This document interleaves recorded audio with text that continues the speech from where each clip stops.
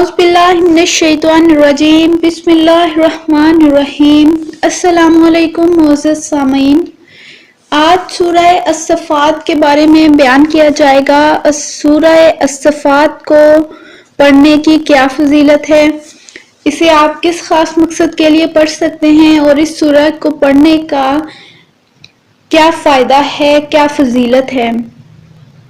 सबसे पहले तो सूरह अस-सफ़ात का तारुफ शेयर किया जाएगा। सूरह अस-सफ़ात मक्की सूरतों में मक्की सूरत है।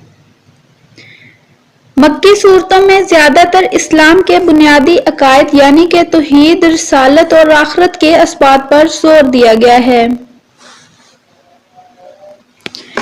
इस सूरत का मरकजी मौजू भी यही है।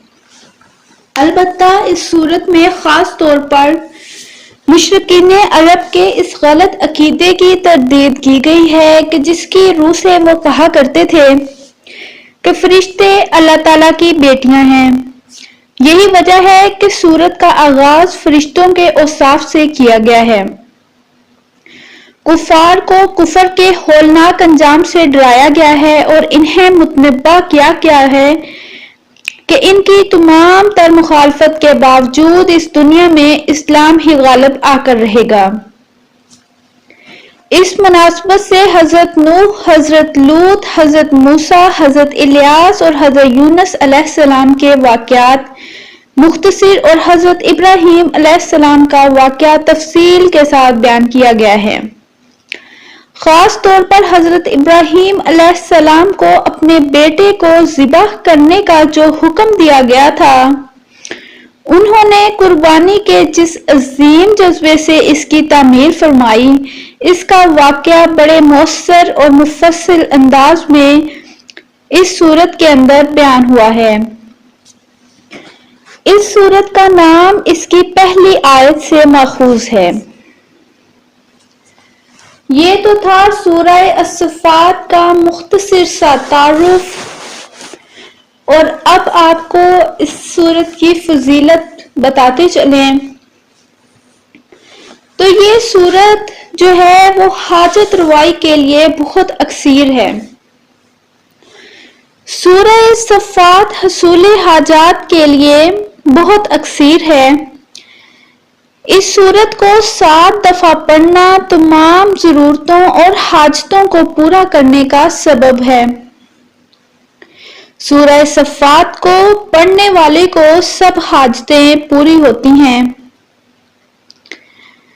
तो आपकी जो भी कोई हाजत हो, जो भी कोई ख्वाहिश हो, जायज़ ख्वाहिश हो, जायज़ हाजत हो, जो भी आपकी मुराद हो, उसे पूरी करने के लिए आप सूरह सफ़ात का वजीफा कर सकते हैं।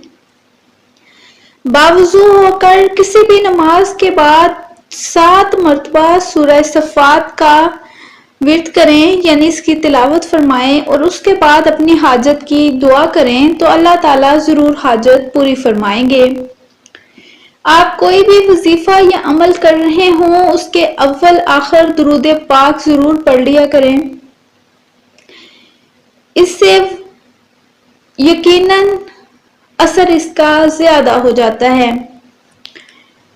और दूसरा फायदा सूरह सफ़ात का ये है कि जो कोई भी आसेब का शिकार हो, साकिबुन तक इस सूरत को पढ़े और पढ़कर आसेब ज़दा पर दम कर दें तो उसके लिए ये नहायत मुफीद है।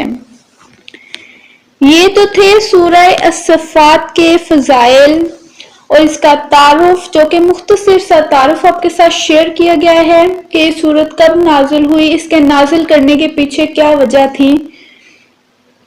आपको ये मेरी काविश पसंद आई है तो वीडियो लाइक करके आगे से आगे शेयर जरूर कीजिएगा और चैनल सब्सक्राइब कीजिए। बाकी तमाम सूरतों पे भी मेरी छोटी छोटी वीडियोस हैं, उनसे मुस्तफीद होने के लिए चैनल जरूर विजिट करें। जज़ाकल्लाह।